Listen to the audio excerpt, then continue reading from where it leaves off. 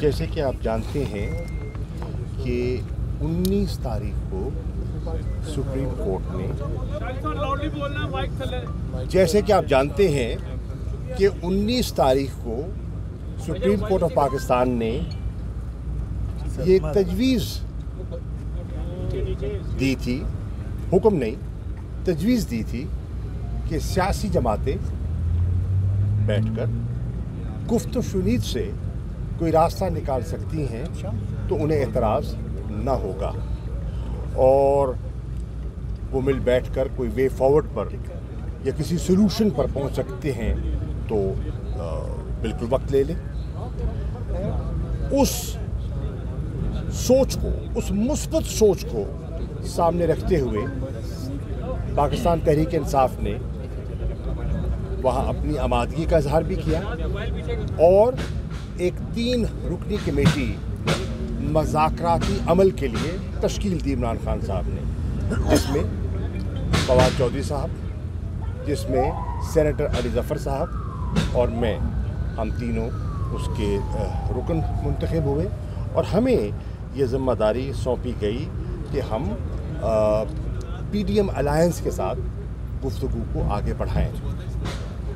इसी तनाज़ुर में PDM alliance ने भी अपनी एक कमेटी तश्कील दे दी।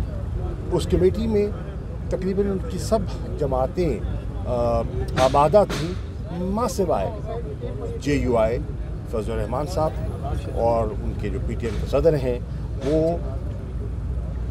आमादा नहीं थे और मज़ाकरात के ख्वाहां भी ना थे ना हैं। हमारी 3 नशिस्तें हुई। पहली नशिस्त हमारी 27 अप्रैल को हुई, दूसरी नशिस्त हमारी 28 अप्रैल को हुई और तीसरी नशिस्त आज हमारी 2 मई को हुई। मैं समझता हूँ कि हमने वसीयत पार्टी की कोशिश की कि हम किसी कंसेंसस की तरफ आगे बढ़ सकें और हमने जो इन नशिस्तों में जिन चीज़ों पर इत्तफाक किया वो भी मैं आपके सामने पेश कर देता हूँ। नंबर 1, हम इस चीज़ पर मुत्तफिक हुए कि जो पॉलिटिकल पार्टीज़ हैं, इन्हें पॉलिटिकल पार्टी, अगर आप गुफ्तगू बंद करेंगे तो आवाज़ आएगी। हम इस चीज़ पर मुत्तफिक हुए कि पॉलिटिकल पार्टीज़ को ये इंडेवर करना चाहिए कि हम किसी ऐसे कंसेंसस पर मुत्तफिक हो जाएं जो कि मुल्क अवाम के मफाद में हो और आइन से मुताबिकत रखता हो। इस पर हमारा इत्तफाक हुआ। दूसरी चीज़ जिस पर हमारा इत्तफाक हुआ वो ये थी कि इस मज़ाकराती अमल को कोई डिलेइंग टैक्टिक या हरबे के तौर पर इस्तेमाल नहीं होना चाहिए और हमें कोशिश करनी चाहिए कि जो कि सुप्रीम कोर्ट का फैसला है 4 अप्रैल का इंतखाबात का, उसकी आइन की रूह के मुताबिक है, उसको लेटर इन स्पिरिट हम आगे लेकर चलें। हम इस चीज़ पर भी मुत्तफिक हुए कि हम अगर किस चीज़ पर मुत्तफिक होते हैं तो फिर हमें इसकी इम्प्लीमेंटेशन का मैकेनिज़्म भी मुरतब करना होगा ताकि हम गुफ्तन नशस्तन बर्खास्तन तो ना हो जाएं। हम इंश्योर करें कि हम आगे बढ़ सकें। PTI की जो इनिशियल पोजीशन थी, मैं उसको आपके शायद इल्म में भी हो, मैं रीइटरेट कर देता हूँ। PTI की इनिशियल पोजीशन ये थी कि आइन के मुताबिक पंजाब में और खैबर पख्तूनख्वा में 90 दिन के अंदर इंतखाबात आइनी बंदिश है, उसमें गुंजाइश नहीं है, आइन की पाबंदी है।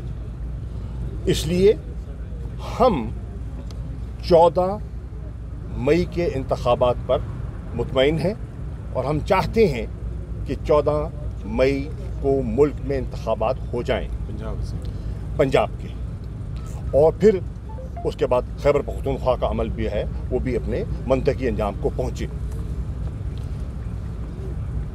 पीडीएम का जो इनिशियल स्टांस था, वो चाहते थे कि जो इलेक्शंस हैं वो बैक वक्त सारे मुल्क में एक ही रोज़ किए जाएं, बशमूल पंजाब और खैबर पख्तूनख्वा, और जो डिसोल्यूशन है असेंबलीज़ की वो हो जब असेंबलीज़ की पार्लियामेंट्री टर्म का इख्तिताम हो, यानी कि 11-12 अगस्त, ये उनके जहन में था। इस पर हमने सैर हासिल बहस की, गुफ्तगू की और एक दूसरे के करीब आने की कोशिश भी की और एक दूसरे का नुक्ता नज़र समझने की कोशिश भी की। हम इस नतीजे पे पहुंचे कि पंजाब और सिंध की जो माफ़ कीजिए, national provincial assemblies of Sindh and Balochistan, हमारी तो 2 हो गई है ना, नेशनल असेंबली, सिंध असेंबली और बलूचिस्तान की assembly should be dissolved on or before 14th of May। ये हमारा प्रपोजल हमने रखा और उसके पीछे लॉजिक थी।